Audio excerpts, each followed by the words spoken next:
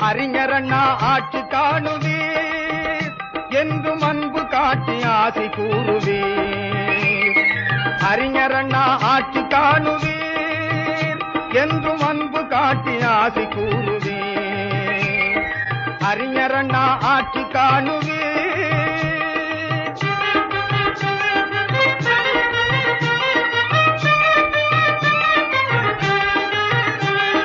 கத்தி இல்லை புத்தியுண்டு யுத்தமில்லை கொள்கையுண்டு. கத்தி இல்லை புத்தியுண்டு யுத்தமில்லை கொள்கையுண்டு. மக்கள் சக்தி என்ற ஒன்று வெற்றி தேடி தந்ததென்று அறிஞரண்ணா ஆட்சி காணுவீர் என்றும் அன்பு காட்டி ஆசி கூறுவீர். அறிஞரண்ணா ஆட்சி காணுவீர்.